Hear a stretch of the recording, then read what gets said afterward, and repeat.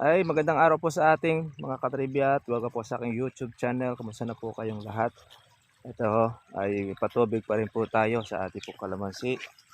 Ang ating pangalawang araw ang pagpapatubig. Dito po mga katribya po, maginhawa po tayo pagka halimbawa meron tayong gaya nito, yung pinakakanal, daanan ng tubig. Tapos yung ating pong hose na ating ginagamit para at least tuloy-tuloy po yung agos. Yan po mga ka-farmers po ang gustong-gusto po ng ating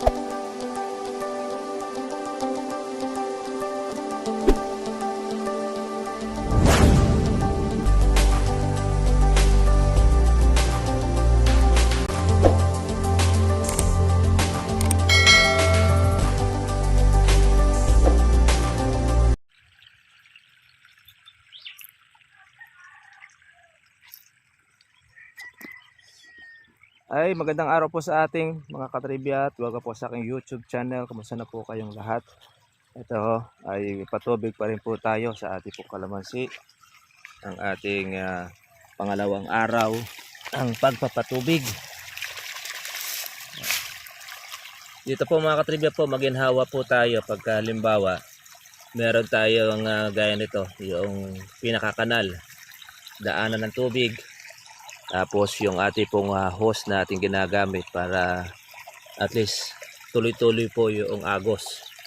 Yan po mga ka-farmers po ang gustong-gusto po ng ating kalamansi. Yan, yung ganito oh.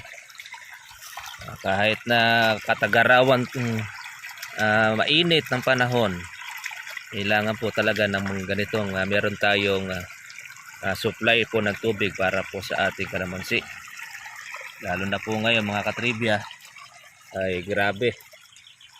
At para matustusan po natin ang bunga ng ating kalamansi na lumaki.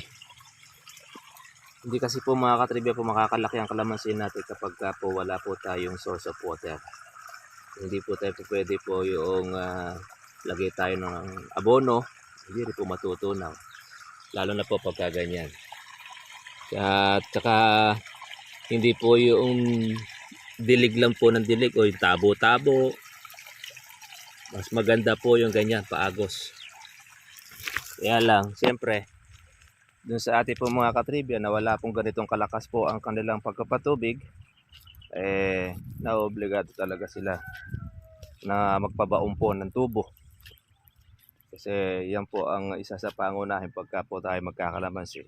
Una muna natin hinahanap po yung source of water. Dahil pagka po wala po yan mga katribya, hindi rin po mabubuhay ang kalamansi natin or hindi po gaganda at hindi tayo makakapagpabunga ng maayos. Kaya isa po yan doon sa ating source of water. Kaya naagad po natin itong alisin dahil pag gagalingan ito ng dapurak.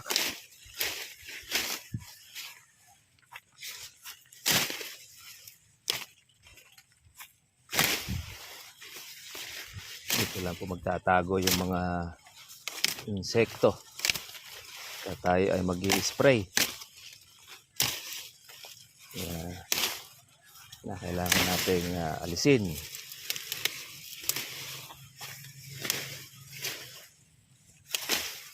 Lalo ngayon, matindi po ang init ng panahon.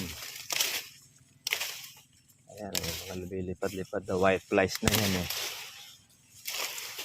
Dapat alisin natin yan. Higing sanhi pa yan na taguan.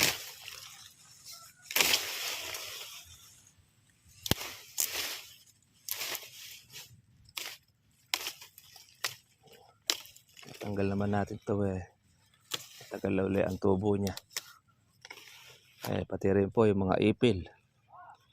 Yan, yung ating organic fertilizer na sabog na po natin. Kaya kailangan natin ng paagos ng ating kanal. Kaya madali lang po dito sa amin. pagkapatubig basta't po okay po yung kanal namin. Ito yung tanda nating batang kalamansi.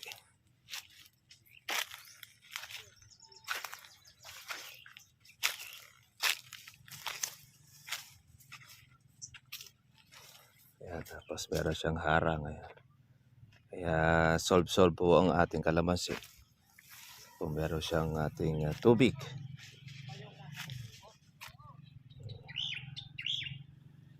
Ayan. Meron pa tayo mahalo pa mga katribya, hindi po na naubos. At hindi naman lahat po ay makukuha ng mga mamimitas. Tingnan niyo mga katribya po, pagka po hindi natatamaan po ng gamot na i-spray, ganyan po ang nagiging tsura ng kalamansi. Yan po ang tinatamaan po ng mga insekto. Yan ang inuuod na harabas. Kaya buti na ito sa atin mga ka-farmers ay nagapan po natin ang ating pong pag-spray. Kuha na po gamit na natin ating power, dahil hindi kayang apulahin po noong manual po yung harabas po ngayon. Grabe, masyado mabagsik. Nakakapagtago po sila sa dahon. Ang manual po kasi mga katribya po ay limitado lang ang kanya pong tinatamaan. Kaya nagkakaganito yung kalamansi. Kaya mangyayari dyan, uubusin po noong harabas yung bunga. Kaya yung maliliit natin kinana ng harabas. Kaya at least po yung naagapan po natin. Nako, kung hindi po natin mga katribya pinower spray, mangyayari po dyan ay mauubos ang bunga. Kaya ayun ito hindi kasi nakakarating dito yung nag-i-spray, hindi naabutan po ng gamot. Kaya naubos po yung mga dahon niya, pati bunga kinakain.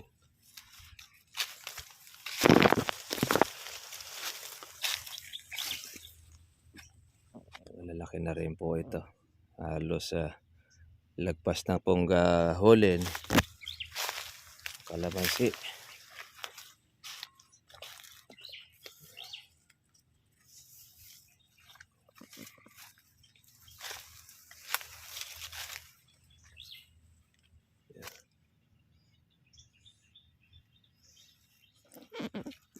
Magandang balita po yung ating bagong farm. Marami na pong bunga, sila laki na po ng mais. Yung pong dating namuti sa bulaklak, marami po ngayon. At doon sila po nagpunta sila tatay.